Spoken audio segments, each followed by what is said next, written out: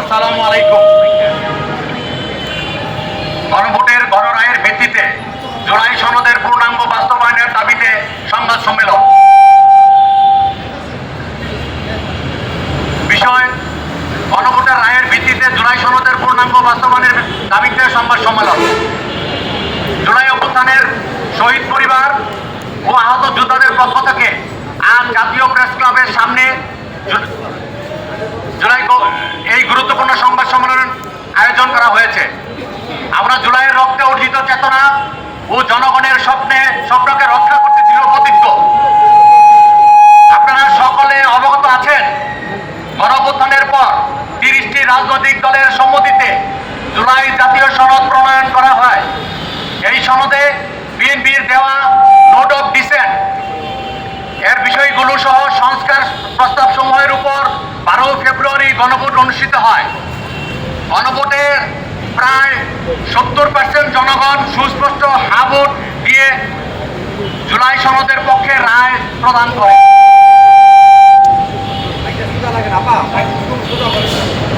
গণতন্ত্রের মূল স্তম্ভ হল জনগণের রায়, কিন্তু দুঃখজনকভাবে গণভোটের এই অকাট্য রায়ের পরেও জুলাই সনদের সংস্কার প্রস্তাব সমূহ এবং সংশ্লিষ্ট 133টি অধ্যাদেশ এখনো পূর্ণাঙ্গভাবে বাস্তবায়ন হয়নি।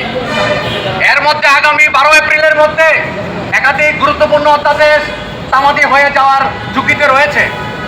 ইতিমধ্যে 16টি অধ্যাদেশ বাতিলের পথে, যার মধ্যে উল্লেখযোগ্য গণভোট অধ্যাদেশ, জাতীয় মানবাধিকার কমিশন অধ্যাদেশ, গুম প্রতিরোধ ও প্রতিকার অধ্যাদেশ, এছাড়াও সুপ্রিম কোর্টের বিচারক নিয়োগ অধ্যাদেশ, দুর্নীতি দমন কমিশন সংশোধন অধ্যাদেশ সহ আরও অনেক গুরুত্বপূর্ণ অধ্যাদেশ বাতিলের পথে।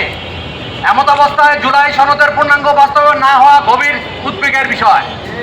এটি জনগণের ন্যায্য অধিকার ও প্রত্যাশার প্রতি অবহেলা এবং 24-এর গণঅভ্যুত্থানের চেতনাকে দুর্বল করার অপচেষ্টা বলে আমরা মনে করি। জুলাইয়ের পক্ষের বিভিন্ন সংগঠন ইতিমধ্যে মাননীয় প্রধানমন্ত্রীর উদ্দেশ্যে খোলা চিঠি, সংবাদ সম্মেলন, লং মার্চ, মানববন্ধন ও খোলা চিঠি সহ শান্তিপূর্ণ কর্মসূচি পালন করেছে, কিন্তু দৃশ্যমান কোনো অগ্রগতি না দেখে আমরা পুনরায় ঐক্যবদ্ধভাবে নিম্নোক্ত কর্মসূচি ঘোষণা করছি। আগামীকাল 6 এপ্রিল গোলটেবিল বৈঠক, আগামী পরশুদিন 7 এপ্রিল সমাবেশ ও অবস্থান কর্মসূচি শহীদ হাদি চত্বরে।